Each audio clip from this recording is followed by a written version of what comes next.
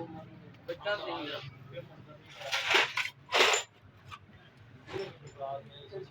बच्चा नहीं उस टाइम वो 3 लाख रुपए पे वो लाल डब्बे में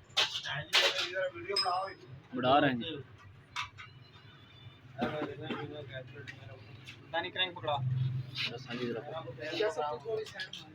वीडियो बनाना था ना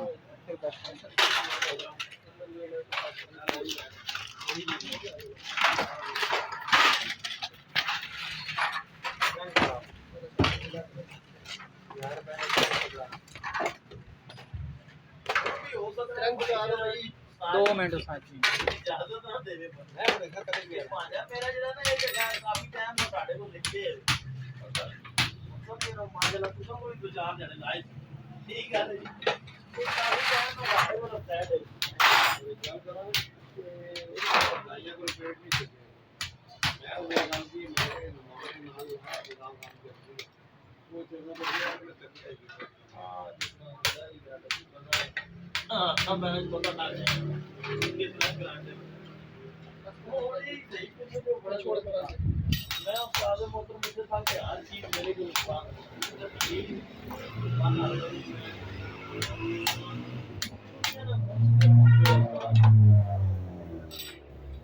कैश में ग्राइंडर वगैरह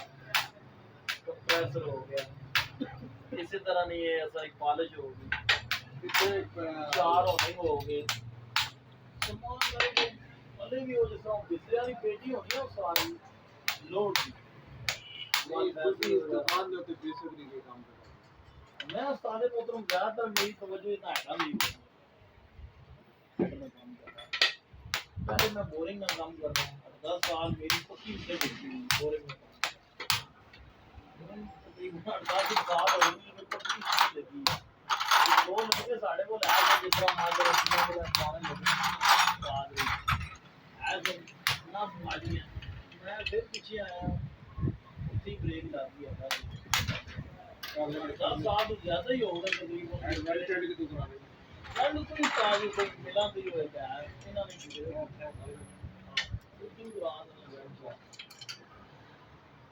नाम उसी क्या